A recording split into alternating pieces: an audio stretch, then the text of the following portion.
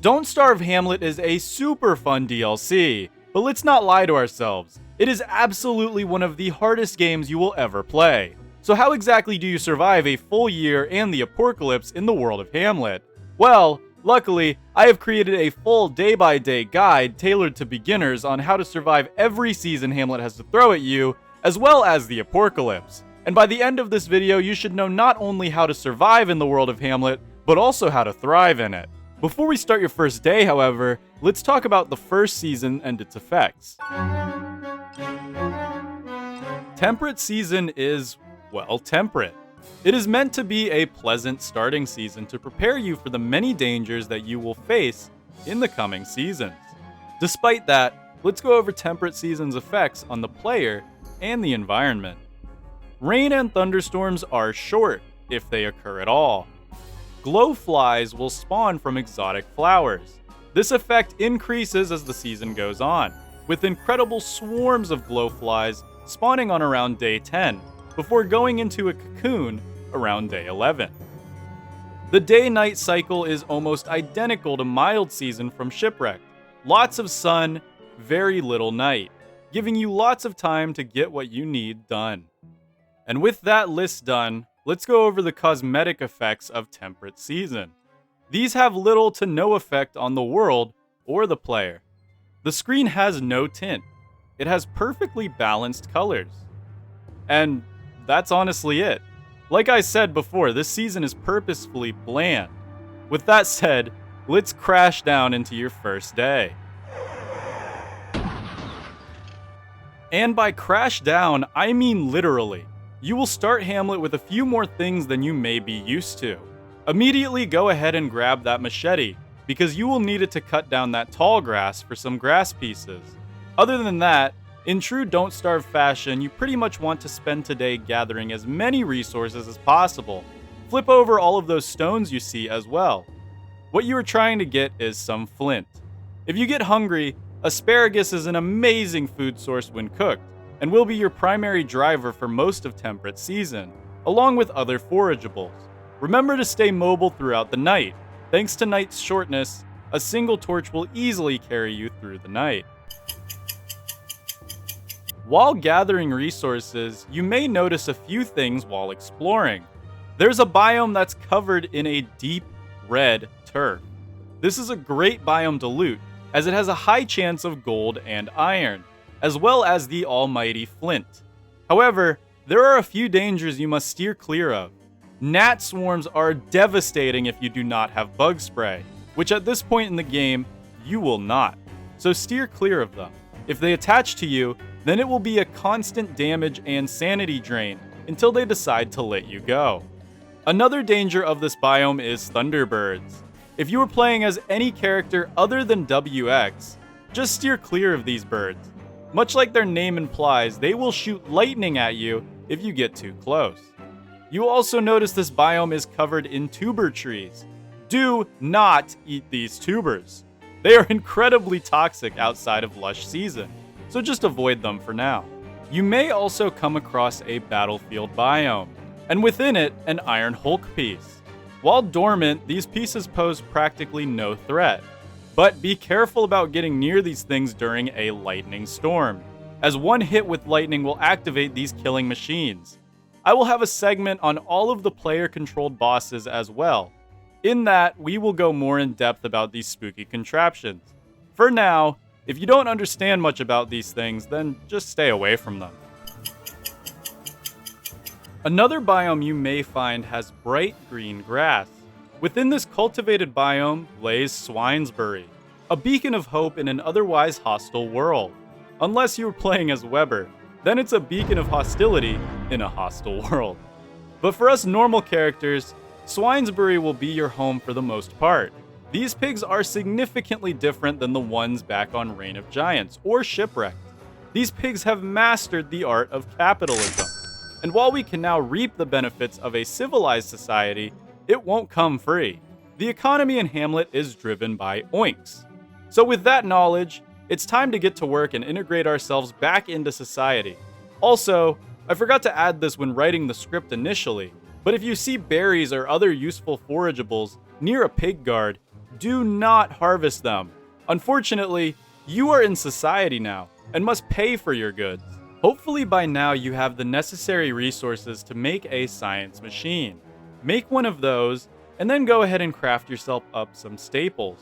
A backpack, a ball-peen hammer, and shears. Now, shears are the most important part of this process besides the backpack, because shears have the ability to cut down tall grass nearly instantly and also grant 2 grass instead of 1. An amazing trade-off. If you don't have the iron to make shears or the ball-peen hammer, a stroll through the Thunderbird biome will give you more than enough. Oh yeah, I didn't do it because I was being a little silly goober, but you should definitely make a shovel as well. It will come in handy tomorrow. It's jungle time. Utilizing that ball-peen hammer that you hopefully have by now, explore the nearby jungles for relics to plunder. Relics do not stack, but when traded to the brown-coated pigs in Swinesbury, they will net you a 10-piece oink each, making this a very great, albeit non-renewable way to get rich quick. Sometimes you will even find statues with golden eyes. Using the ball-peen hammer, you can steal those eyes for an easy 2 gold. You also will notice nettle plants on your journey. I highly suggest you dig them up and replant them on the edge of the jungle closest to your base, which is probably Swinesbury. This is because during humid season it should rain enough to get a decent harvest of nettles, which will come in handy for lush season. You may also wonder why we need to plant them in the jungle. Well, unfortunately, if you plant them outside of the jungle, they just won't work. There are actually not a lot of foes that will get in your way in the jungle. The only 2 that you will most likely see are spider monkeys, which, although they look terrifying, can easily be dispatched with a one-hit kiting pattern or safely ignored, and snap-tooth plants, which most of the time can also be safely ignored. Back in Swinesbury now, it's time to get to work. Using those shears you have, you can trim overgrown hedges. This will give you lawn clippings, which can be sold to the yellow hair pig for 1 oink each. Unlike many of the other pigs, the yellow hair pig also has no cooldown. You can sell all of your lawn clippings to the same pig, making this an amazing way to get some quick money in the start of the game, alongside relics, which share the no cooldown trait. By now, you should have a small fortune of oinks, and while you may think being rich in Swinesbury will make life easy, think twice. Swinesbury is not immune to crime. Lurking in the shadows, some of the shadier residents of the city will attempt to steal your hard-earned oinks. Getting hit by them will cause all of your coins to blast out of your inventory in an almost cartoonish fashion. And unfortunately, the guards will be more preoccupied stealing your riches than arresting the aforementioned criminal. The best way to handle these guys is to run away. Utilizing the road will make you much faster than them. Or simply make sure to stash your hard-earned oinks in the wilderness where they will be safe. If you do want to take these guys on, they can give you a very powerful stash map, which leads you to their criminal riches. The best way to fight them would probably be to light them on fire with a torch. This causes them to panic and run around, making it easy to land killing blows. Be aware there is a high chance you will lose the hat they drop to the fire, but that's not a big deal. If you save the stash map before it burns, then you, my friend, just became much richer. How about spending these oinks? Well, Swinesbury has a few stores to spend those oinks that you acquired. The most notable shops being the Deli, which offers crockpot meals for a decent price, and the General Store, which offers tools and even miner's hats for oinks. These are good places to spend your oinks if you absolutely have to. However, I advise you save up 50 oinks for a certain purchase that will really turn Swinesbury into your new home. Let's go over the ruins now. On your journey, you have probably seen doors that look like these. These are ruins. Now, entrances with nothing above them are just basic ruins that don't lead anywhere special. Each of these ruins here leads somewhere special. The one with the pig leads to the Pig Queen Island. The one with the pine cone looking thing leads to the Pugalisk Island, who is a boss. And the one with the Mant statue leads to the Pheromone Stone. There's also the Ancient Herald ruins that lead to the Aporkalypse calendar. That, however, will be the focus of its own segment. Each ruins is split up into multiple chambers, and if you have luck on your side, I highly suggest attempting to visit the Pig Queen Island. There you can find better shops and even buy some necessities like gears. We, however, will not be doing that during this guide until much later. Today you should focus on getting an alchemy engine down, and if you get 50 oinks, now would be a good time to head to Swinesbury Town Hall and buy yourself the deed to a house. Now you don't actually get to pick which house you live in, it will always be the Slanty Shanty. Once you find this and have the deed, that will be your home for the future. I don't do this until humid season, however, for some reason. Today you should really focus on an alchemy engine if you don't already have one. Now is also a good time to start saving up supplies to make yourself a pith hat, a humid season necessity. You need 3 vines, 6 cork, and 1 cloth to create it. Vines can be obtained by fighting snaptooths, and while they seem intimidating, don't fear them too much. Small guys have a 4-hit kiting pattern, and a big, stationary guy has a 1-hit kiting pattern. Cork can be obtained by the claw trees with the blue leaves. And finally, 1 cloth can be obtained by using a hammer on the balloon pieces that you spawned nearby. Another choice would be heading to the Pig Queen Island, where there is a hat shop that will sell a pith hat for just 10 oinks. Like I said previously, however, we do not do this. Today I managed to get an alchemy engine set up. By now you should also hopefully have one up as well. Now, focus on making that pith hat. You will need it when humid season arrives. You may get a vampire bat attack today as well. Vampire bats are the Hamlet equivalent of hounds or crocodogs, and are basically just slightly beefier basilisks. They can be quickly dealt with by the pig guards in Swinesbury, or even tanked with relative ease. Another foolproof way to handle them is to pretty much just run away from them. Unlike hounds and crocodogs, vampire bats seem to get distracted far easier. Once slain, vampire bats will drop pigskin ? Which is identical to pigskin and can be used to make the much needed football helmet. Today I managed to make the pith hat. You should definitely focus on also having one by today. Trust me on this, it will be a lifesaver in just a couple of days. Tonight is also a full moon night. Luckily, the residents of Swinesbury seem to not have that pesky werepig curse. However, picos, those small squirrels you've probably seen if you've cut down any tea trees, become rabid and hostile. This is a great time to depopulate them a little bit, as they are really annoying. Focus on making that pith hat. Otherwise, if you already have it, spend today collecting resources or exploring the ruins for treasure. Glowflies will now become cocooned on the rainforest floor. This signifies the end of temperate season. Use your final day wisely. Things are about to get significantly harder. Humid season is the first of 2 challenging seasons you will face in this DLC. Let's go over the effects humid season has on the character and the environment. Glowfly cocoons hatch into rabid beetles. These little guys are not a threat alone, but sometimes they can amass large armies that can quickly take out even experienced players. Rainstorms are very common, and come with a thick fog that will slow you down unless you are wearing a pith hat, a cowl, a weevil mantle, or take off all of your equipment. This is by far the largest danger of humid season, and that's the reason it is one of my least favorite seasons in the game. These storms also have the danger of lightning striking, much like spring. With that said, let's go over the cosmetic effects of humid season. These have little to no effect on your character or the environment. The screen will have a pale blue tint, very alike to hurricane season's tint. Everything sounds wet, similar to spring or monsoon season. And with that, let's sink down into your first day of this gross and muggy season. The rains have arrived, and with them comes a brand new challenge. A thick fog that will not only severely limit your speed, but also your vision. Now, the only way to combat the vision penalty is wearing a cowl, which you probably do not have by now. So let's focus on that severe movement penalty.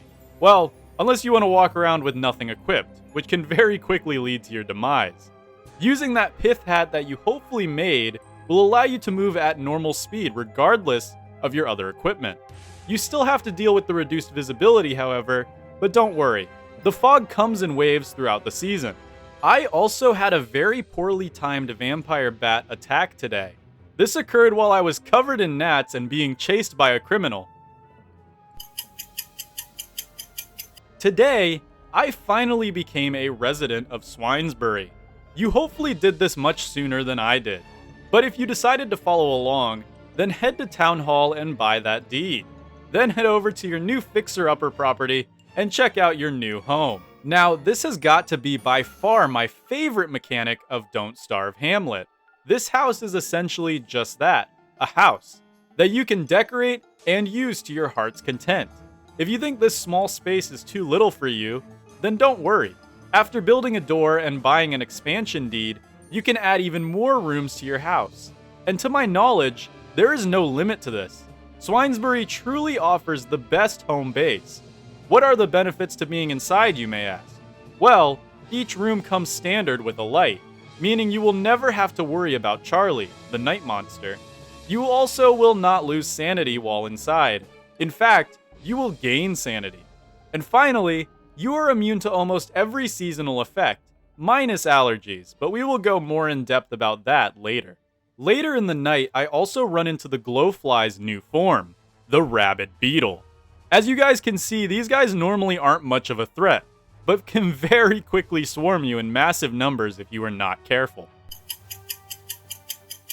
If you manage to defeat a large snaptooth, aka the immobile ones, then make sure not to eat that snaptooth stalk. What you should do is build a drying rack, preferably indoors so it's permanently dry, and then place it there. The results of this will surprise you, and eventually you will want to do this more and more. Remember when fighting the large immobile snaptooths, it is a one-hit kiting pattern. Any more hits and you will take damage, and they do pack a mean punch. After a full in-game day has passed, that snaptooth stalk will be turned into a stalking stick, which is essentially the Hamlet equivalent of a walking cane. However, it's not quite as good, unfortunately. It has durability. So you will need to stockpile these up until you get the opportunity to head to Reign of Giants or Shipwrecked to get a more permanent solution. Today you will most likely encounter the BFB, which is essentially a giant bird. The abbreviated name could mean whatever you want it to. While this bird seems intimidating, it's actually not a threat to you. However, be incredibly wary of where it lands. Its feet do a whopping 1,000 damage, enough to one-hit you no matter what you are wearing. It will also maliciously destroy structures, and if it catches up to you on land, it will eat you and release you at its nest where you can obtain the stone egg, which hatches into Hamlet's version of Chester, Robin, who honestly, compared to even Pack-em-bagging, kinda sucks. If you don't want to deal with finding your way back home through the cave systems, then don't worry. After the BFB lands, head back into either Swinesbury or the rainforest and it will fly away, leaving you alone for another 10 or so days.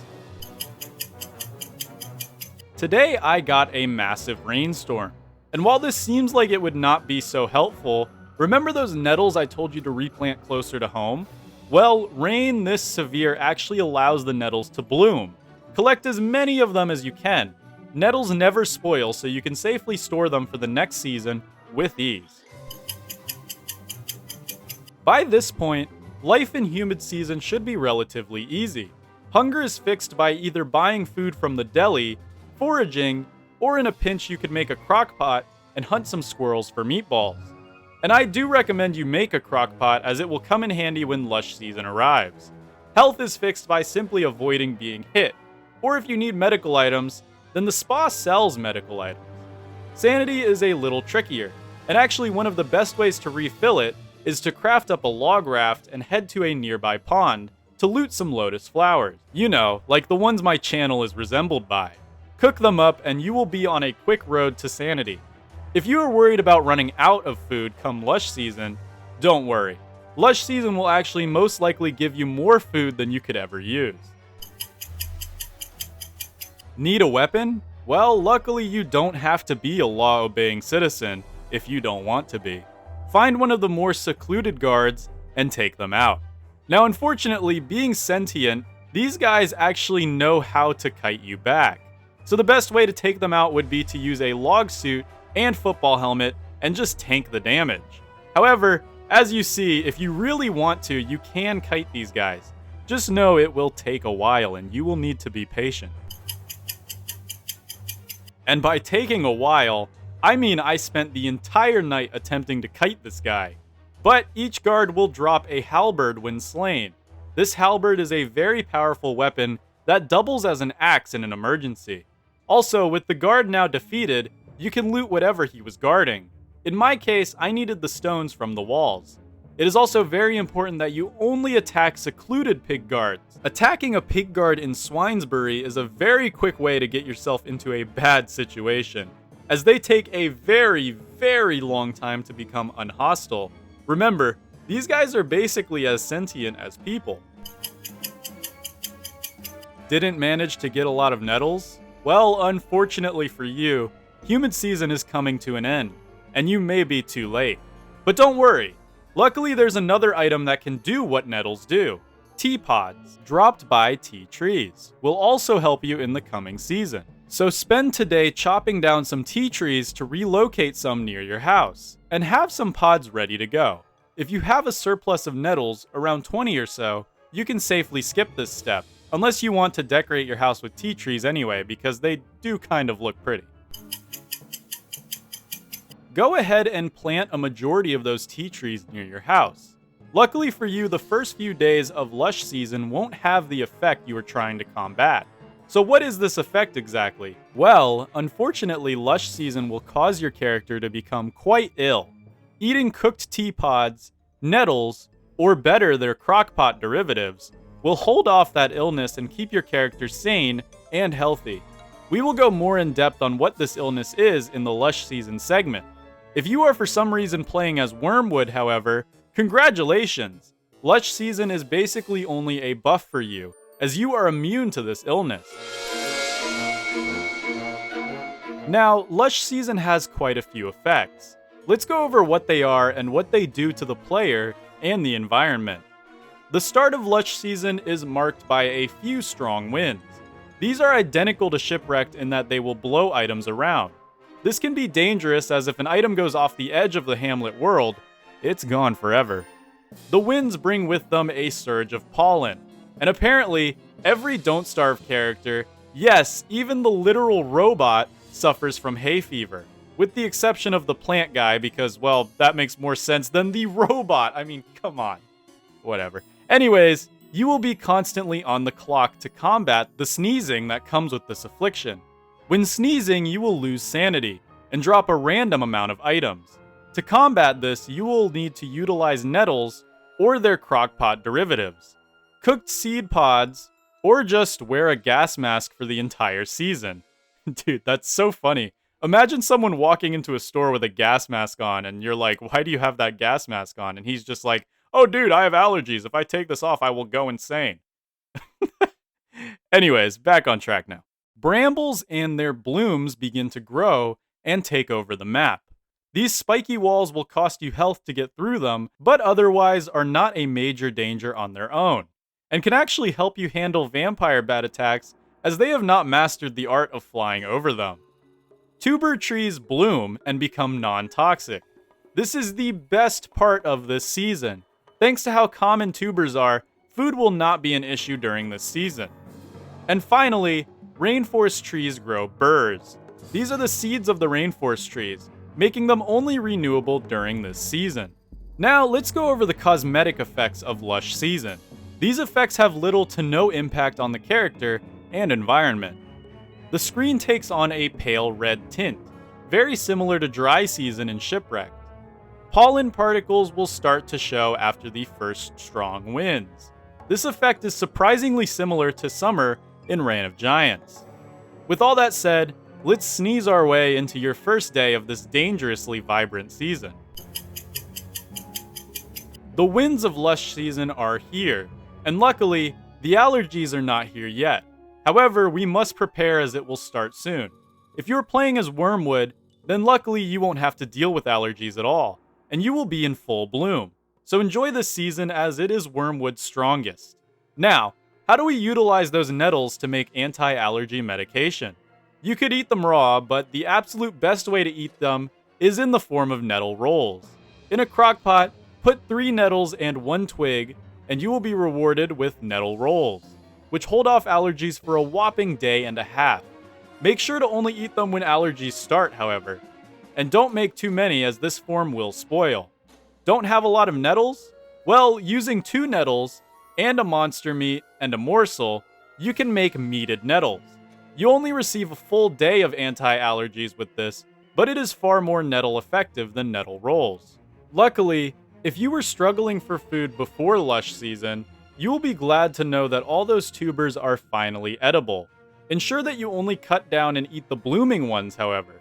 Bloomed tubers not only provide lots of food when cooked, they also provide lots of health when eaten raw, meaning the only stat that you could get trouble with in this season is sanity. And if your allergies get out of control, you definitely will have sanity issues. By now, you are probably going to want more stocking sticks, as yours should be running low. As you can see here, it's pretty easy to handle even groups of large snaptooths. You will take a few hits, as long as you are wearing armor, that's okay. Remember, health is not a problem in this season. Then hang those snaptooth stocks on a drying rack as soon as you can.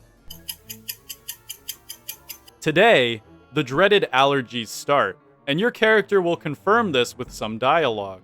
Now, allergies work on a timer. This border around your screen will pulsate until eventually taking over the entire screen and then causing your character to sneeze, sometimes multiple times at once. This will rapidly drain sanity and can cause you to become stun-locked if in battle. Luckily, eating those nettle rolls will cause the effect to go away completely, until they wear off, that is. You will also notice the brambles are growing, and quite rapidly. To get through these guys, you have to hit them and take some damage. Luckily, the amount is low and is basically nullified by the football helmet. As I previously mentioned, however, they make vampire bat attacks pretty trivial, as they frequently get stuck on them. If you plan on surviving long term, you will need more sustainable food.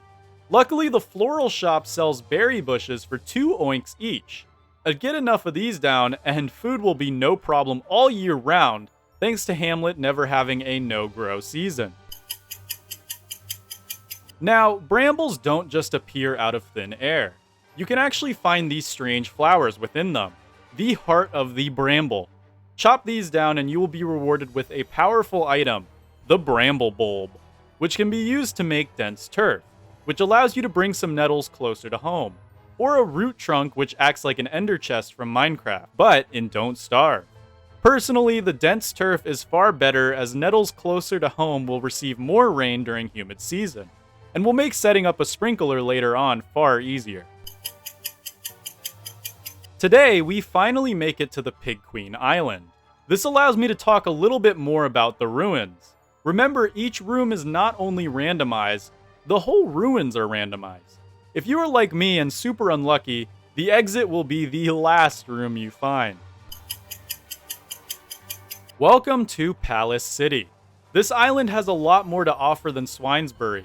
Unfortunately, there is no property for sale here, so Swinesbury will still be where your home lies. But if you manage to get here, buy yourself some gears from the oddities store to make an icebox. An icebox will help you immensely in the future. Today I headed home to Swinesbury, but I left the day in to showcase just how annoying sneezing can be. Yeah, it really sucks. If you run out of nettles, cooked tea pods can be a decent replacement to hold you over.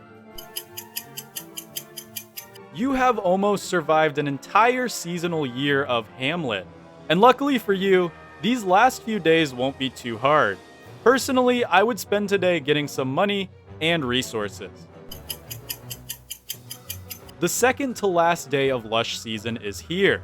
Again, by now you should have everything settled. Remember, if your sanity starts to dip from sneezing, cooked lotus root will cure that relatively quickly. The final day of the Hamlet year. Do what you can to prepare for your second year, as it will be your busiest. Why? Well, that deserves a segment of its own. Personally, I would load up your icebox with as many bloomed tubers as possible. They won't unbloom in your inventory when temperate season comes, so they can be stockpiled. Unfortunately, they only stack to 10 and spoil relatively quickly, but that's okay. Temperate season is back. Although you will suffer from allergies for the next few days, they will eventually go away. Congratulations on surviving an entire year in Hamlet. Unfortunately, you are now on a time limit. An ancient evil that threatens your entire world is brewing, and it's up to you to stop it. It is now day 60. You've survived 2 full years of Don't Starve Hamlet, but something's not quite right. The pigs in town are freaking out, talking about a doomsday approaching. And unfortunately for you, they are right.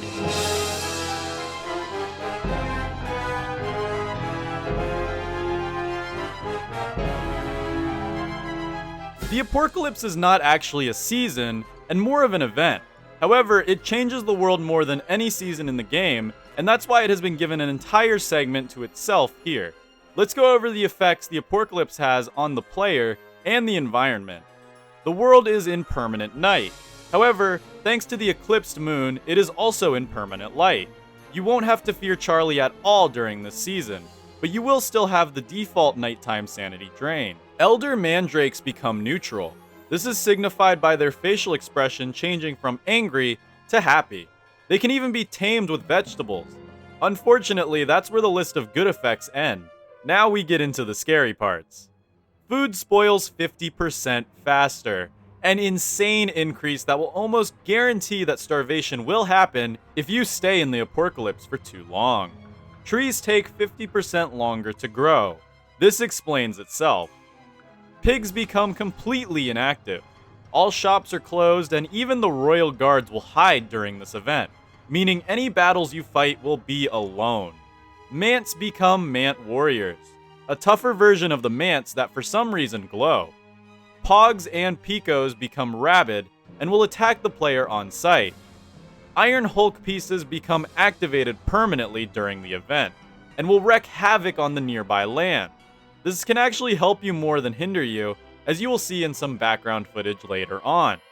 Vampire Bat attacks very quickly grow in severity and frequency. You are almost guaranteed to have an attack of 10 Vampire Bats per day. Thunderbirds launch a whopping 10 lightning bolts instead of 3. This is basically lethal to any character except for WX. The ruins will be patrolled by ancient spirits, which are deadly ghosts that can make quick work of you if you are not careful. And finally, the boss of this event is the Ancient Herald, a devastating boss that will appear at random and will absolutely demolish any outdoor structures you have. Okay, wow, there is a lot this event has to offer. What about the cosmetic effects that have little to no impact on the player and the environment? Well, there's only one. The screen will be covered in a blood red tint to signify the apocalyptic tones. Finally, let's go over the Aporkalypse facts and how you can survive and control this hellish event. Well, now that you realize how truly terrifying this event is, you may be wondering, how long do I have to survive this awful event?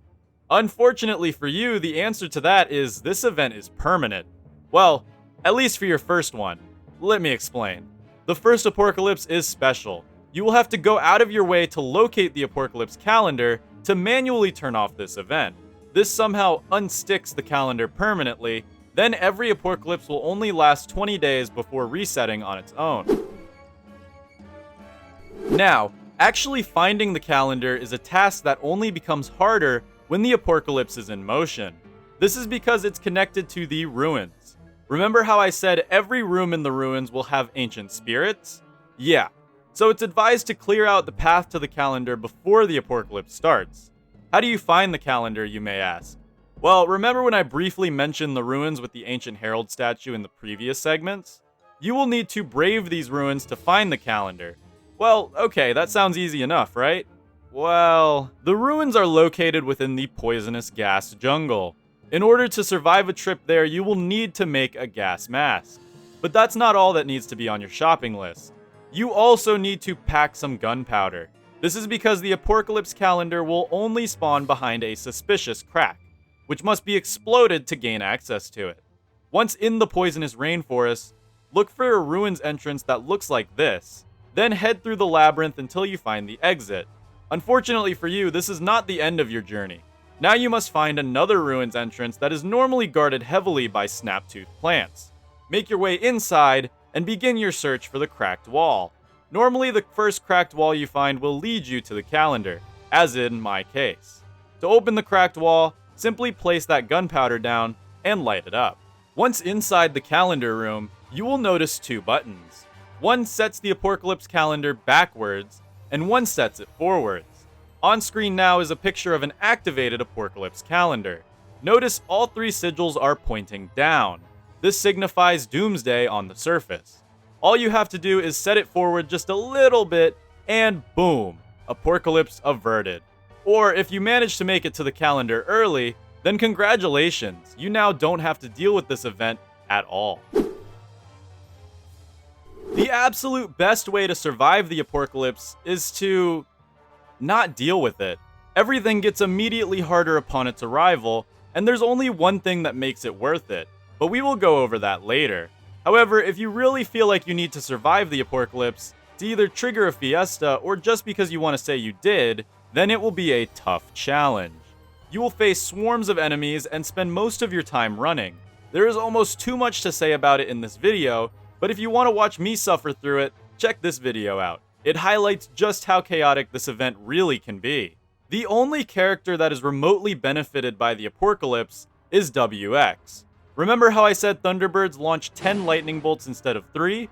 Yeah, WX eats those, quite literally. This allows you to bank overcharge status for pretty much the entire Aporkalypse, giving him a slight edge over the other characters when tackling this event. Spend 2 or more days in the Aporkalypse before resetting it, and you will trigger the Pig Fiesta. During this time, Swinesbury and Palace City will be incredibly lively. Pig villagers will stay outside even throughout the night while dancing and throwing firecrackers, and will gift the player an assortment of random resources. Almost every structure will be decorated in gold and red. Shops will have a decorative display. Crockpot food sold from the deli will be decorated, although it will still be functionally the same. And finally, the general store has a high chance to sell firecrackers for 1 oink each. Firecrackers are a fun little cosmetic item that can be lit and will explode in a fancy, non-damaging way. Finally, it's time to go over the boss of this event, the Ancient Herald. This guy will constantly haunt you until the Aporkalypse ends, and much like the other Hamlet bosses, he is 100% unique, and ready to destroy your world and you with it. He does, however, drop an item that allows you to make the most overpowered chess piece in the entire game. So how do we go about defeating this monstrosity? Before we talk about defeating it, we must go over its attacks. The Ancient Herald's primary attack will consist of him burrowing into the ground and creating a shockwave. This deals 50 damage to anything nearby and will destroy structures caught within it and set them on fire. Now, 50 damage is not severe. If that's really his only attack, why be scared of this chump? Well, unfortunately for you, he is not alone. The Ancient Herald has a summoning attack. This has an equal chance to spawn 4 to 5 ancient spirits, 2 to 4 nightmare creatures, which is either crawling horrors or nightmare beaks, spawning a small volcanic eruption from Shipwrecked, consisting of 1 to 3 dragoon eggs, and his final and most devastating spawn is 9 to 20 poison dart frogs. This last one is by far his most dangerous summon, as while these guys don't do massive damage, they can easily stunlock you and absolutely drain your inventory. And remember how his attack sets things on fire? Yeah, bye-bye any flammable resources you happen to be carrying. So how do we manage to defeat this beast? Normally, I absolutely hate the idea of tanking enemies in this game, but the Ancient Herald is an exception. Load your inventory with armor and healing items and simply face tank him with a handbat or better, a halberd.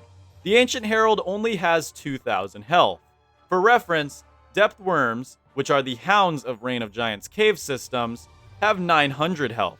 So this guy is literally just 2 Depth Worms put together with an extra 200 health. So why should we tank him? Our goal is to cause as few summon attacks as possible, as you can very quickly be overrun, and how you fight him changes drastically depending on the first summon that he performs.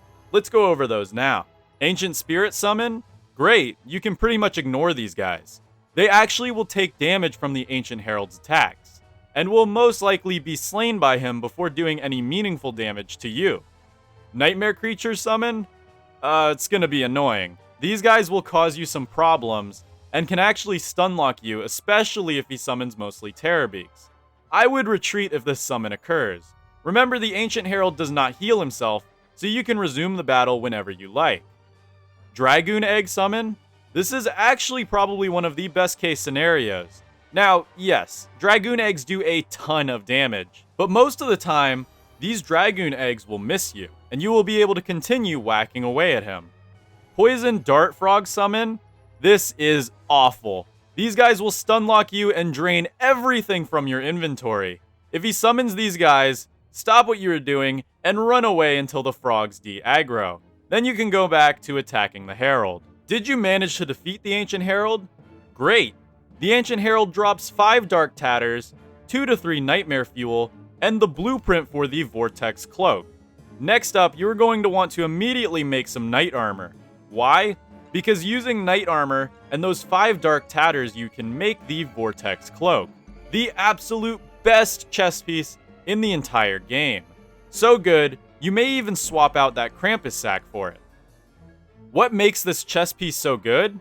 Well, it acts as armor and a backpack. Already sounds pretty great, huh? Well, it only gets better. It is also an upgraded backpack, able to hold 10 items, which is 2 more than the regular backpack, and 4 less than a Krampus sack. But that's not what gives it the Polarlotus approved title of best chest piece in the game. No, it's the armor that does that. So the Vortex Cloak has 450 health points, and provides 100% damage reduction. 100%. You don't even have to wear a headpiece. Want to wear a watermelon on your head instead of your football helmet? Go for it. You are always 100% protected now.